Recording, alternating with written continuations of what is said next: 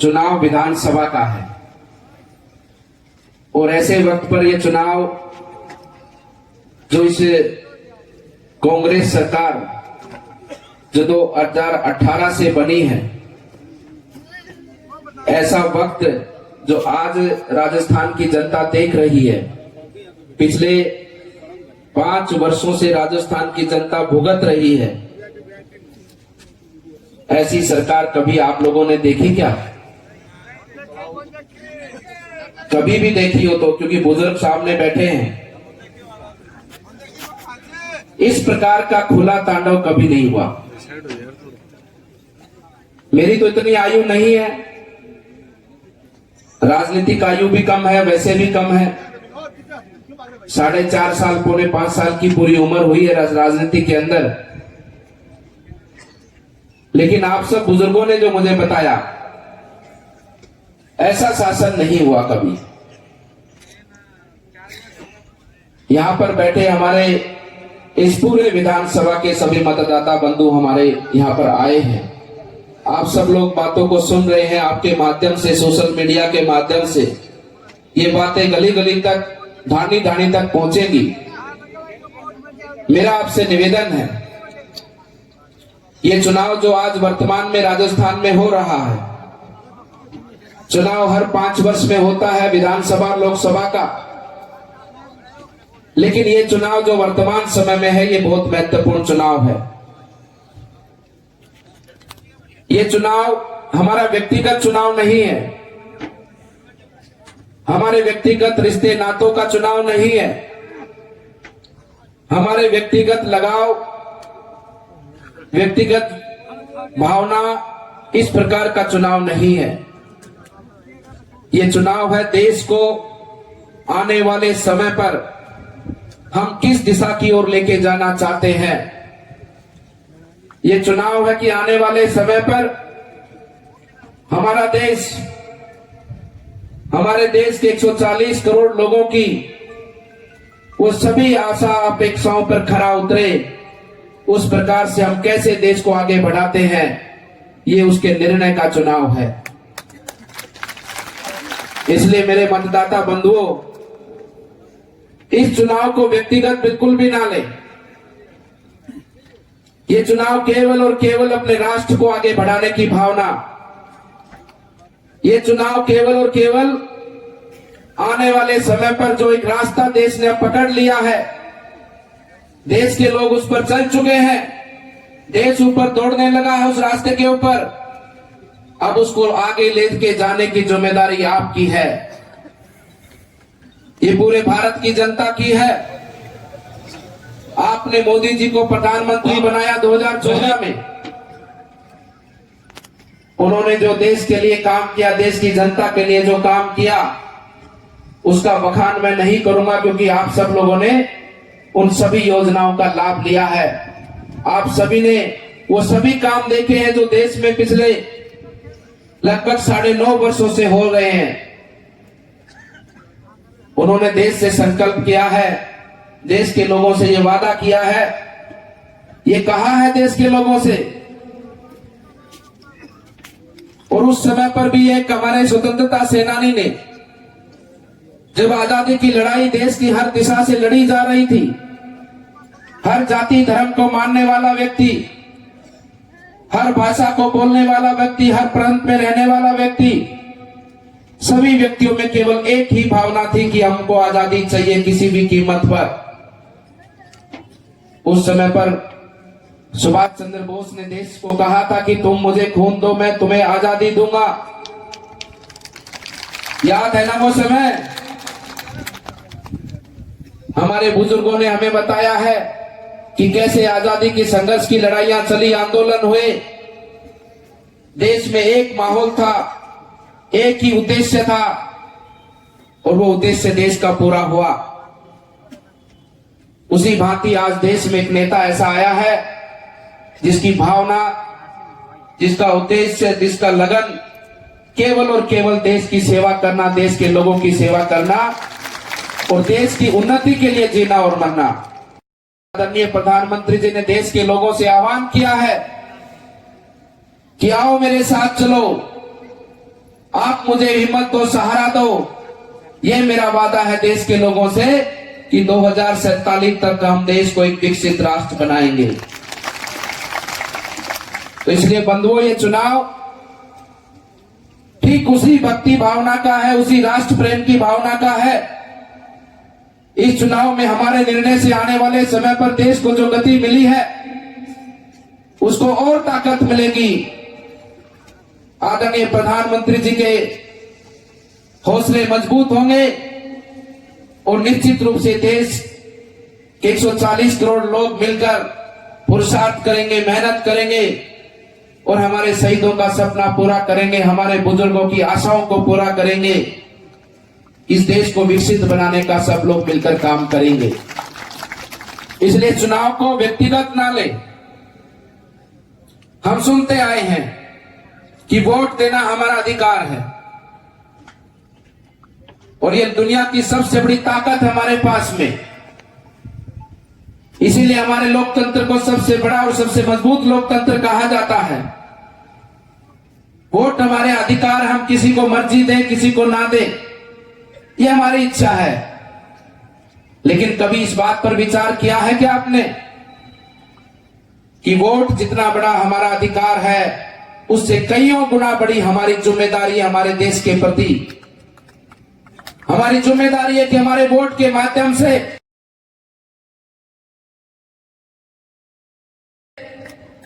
कैसे देश आगे बढ़े, कैसी सरकार बने। हम तो अच्छा ही सोचकर वोट देते हैं, विश्वास कर वोट देते हैं, लेकिन आपने आजादी से लेकर अब वर्तमान समय तक कांग्रेस को बहुत बार देख चुके हैं। कितनी बार देखेंगे?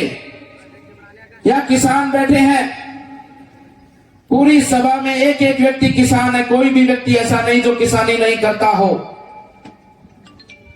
आपसे इतना बड़ा झूठ इन लोगों ने बोला, 10 दिन में कर्जा माफ करने की बात कही। क्या कोई किसान अपनी धरती माता पर खड़ा होकर इस कांग्रेस को वोट देने का मन उसका करता है क्या किसी का?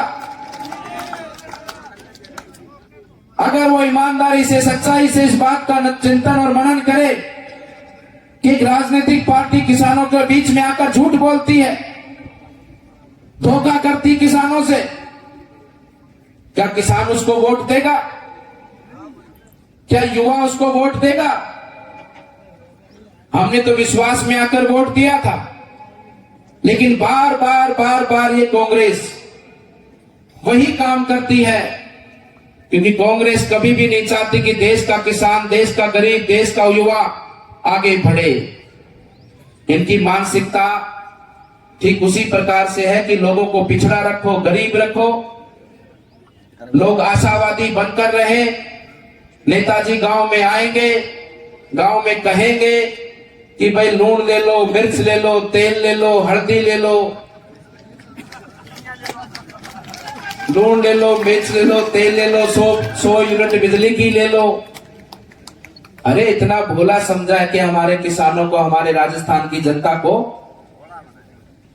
ये वो भारत है, ये नरेंद्र मोदी जी का भारत है जो आज चांद पर तिरंगा लहराता है। ये वो भारत है आज दुनिया की तीसरी अर्थव्यवस्था है। ये वो भारत है कि जो आज इतनी ताकत रखता है कि देश के दुश्मन यहां आकर किसी प्रकार से भी कोई हमारे देश के लोगों को हानि पहुंचाने का अगर काम करते हैं तो हमारे जवान वहां जाकर उनकी छाती में खंजर ठोक के आते हैं। ये तो वीरों की भूमि हमारी पूरी। आपसे बेहतर कौन जान सकता है इन सब बातों को। तो ये ऐसी कांग्रेस, लेकिन मैं कहना चाहता हूं कि ये वोट का ही तो कमाल हुआ है। हमने विश्वास कर इन पर वोट दिया और इनके वोट के कारण आज राजस्थान को जो अपमानित लज्जा का सामना करना पड़ा पूरे विश्व के सामने, इन कांग्रेस के कारण राजस्थान का युवा दर की ठोकरें खाता है।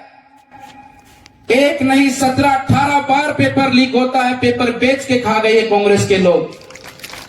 कांग्रेस के कारण राजस्थान में जिस प्रकार से गुंडागर्दी चली है, फिरौती मांगी जाती है, वसूली की जाती है, और इनके विधायकों के द्वारा जिस प्रकार से अवैध रूप से जमीनों पर कब्जा करना, खनन पर कब्जा करना, ये सरेआम हमको देखने को सुनने को मिलता है। ये कोई राजस्थान में रामविलास जी कभी ऐसा होता था क्या कि यहाँ पर सरेआम बाजार में फायरिंग होती है, व्यापारियों को धमकी मिलती है और तो और आपस में गैंगवारी गुंडे मवाली भी करने लग गए हैं कि राजस्थान में राज कौन करेगा। उनमें भी आपस में रोज गैंगवार की घटनाएं हमको सुनने को मिलती हैं। ये स्थिति किसके कारण हुई? कांग्रेस के कारण। भ्रष्टाचार की सीमाओं को लांघ गई। उसी के साथ में हर क्षेत्र के अंदर जहां पर महिलाओं की बात करेंगे तो नंबर 1 है राजस्थान महिलाओं के साथ बलात्कार की छेड़छाड़ की घटनाओं में।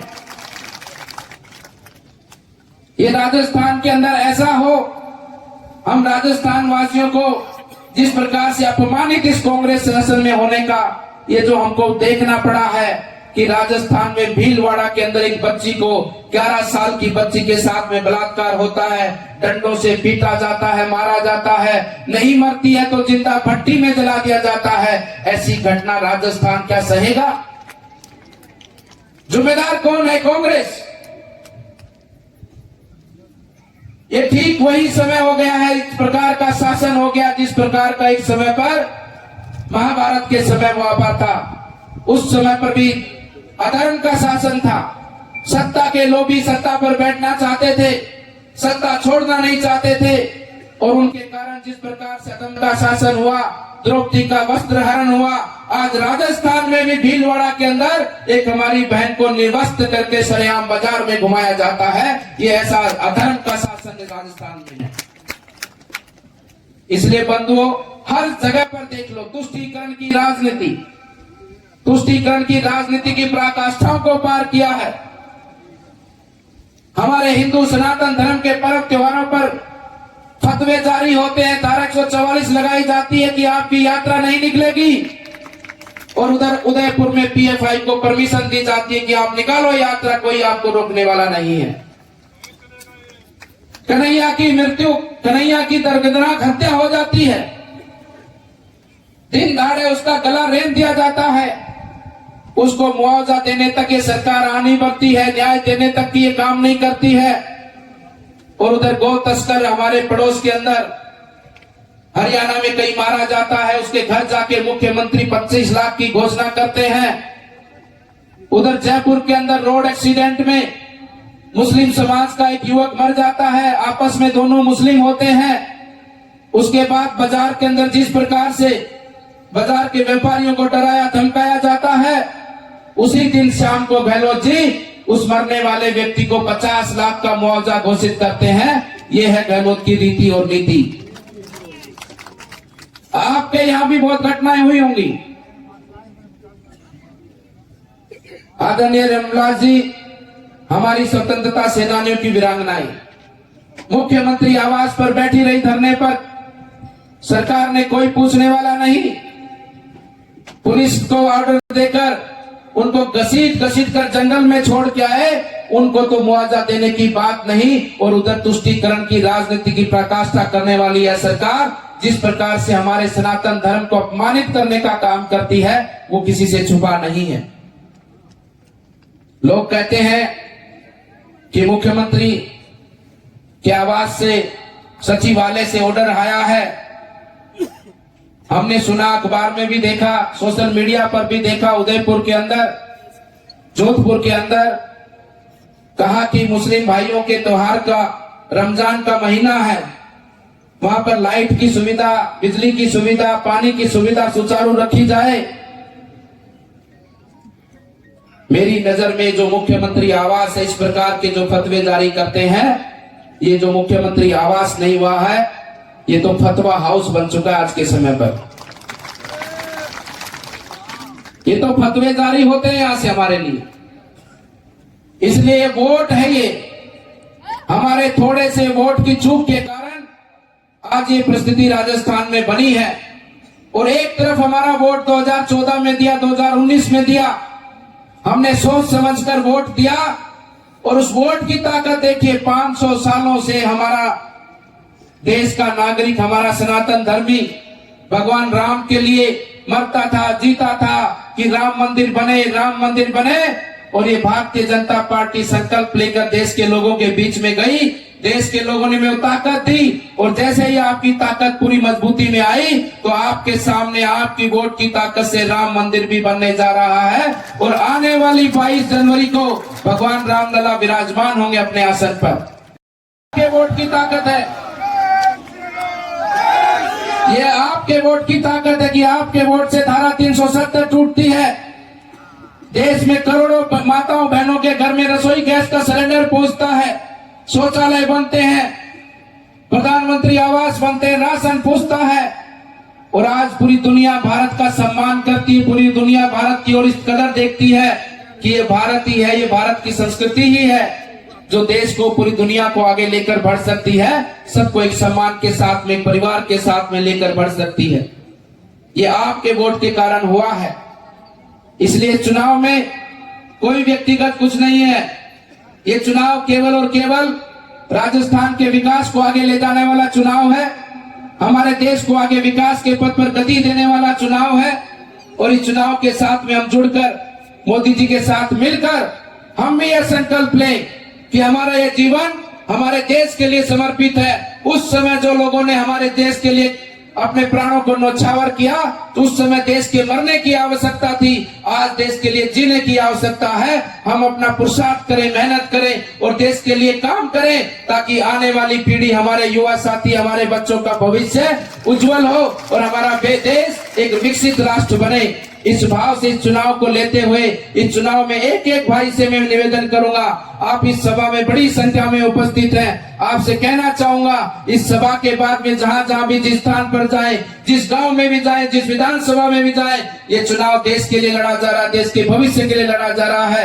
राजस्थान में बहन बेटियों के सम्मान के लिए लड़ा जा रहा है, बुजुर्गों के आशीर्वाद के लिए लड़ा जा रहा है, युवा साथियों के सपनों के लिए लड़ा जा रहा है, किसानों की उम्मीदों के लिए लड़ा जा रहा है। ये चुनाव उज्जवल भविष्य हमारे राजस्थान का हो। और जिस प्रकार से सूरजगढ़ ये विधानसभा है, यहाँ से सूरज निकलना चाहिए, कमल खिलना चाहिए और आने वाले समय पर राजस्थान का विकास माननीय प्रधानमंत्री जी के साथ मिलकर देश को आगे बढ़ाने वाला विकास का कार्य 2047 तक हमें रुकना नहीं है और देश को विकसित राष्ट्र बनाने तक ये हमारा संकल्प रहना चाहिए कि हम ऐसे व्यक्ति के साथ मिलकर, ऐसे संगठन के साथ मिलकर जो देश हित की भावना के साथ में, देश के विकास की भावना के साथ में कार्य करते हैं, इसमें व्यक्तिगत स्वार्थ नहीं, देश का हित मानकर इन सब बातों को हम सबको मिलकर आगे बढ़ाना चाहिए। ये हमारा चुनाव व्यक्तिगत चुनाव नहीं, ये देश को समर्पित रहने वाला चुनाव है और आने वाले चुनाव भी देश के समर्पित रहने वाले हो, ऐसा संकल्प हम यहाँ से लेकर आगे बढ़े। और पुनः मैं आप सबसे ये भी कहना चाहता हूँ, भाई थारी को जानकारी तिजारा में भी होगी है सके, और थारी कोई जानकारी कोई पड़ोस की विधानसभा में भी होगी सह कौन सह सारी जानकारियां काट लियो, सारा फोन कर दियो, कदे ना करो। माने भी बोल लिया थार ली भाषा, मैं भी अठेरे सा थार पड़ोस में मानगढ़ में तो रहता क्यों जी, बठेरा अठेर की भाषा में कोई खास फर्क तो बनी नहीं है, एकदम फिक्स है नहीं। तो इसलिए आप सबसे निवेदन है, जहां भी संपर्क है, जिनसे भी संपर्क है, सबसे बात करो और कमल का फूल खिलाओ। ये कमल के फूल पर बैठकर भारत माता निश्चित रूप से आने वाले समय पर एक विकसित राष्ट्र बने, ऐसा संकल्प और ऐसी आशा हम सब की होनी चाहिए। मैं पुनः सभी का बहुत बहुत धन्यवाद, अभिनंदन करता हूं क्योंकि हम 15-20 मिनट लेट हो चुके हैं।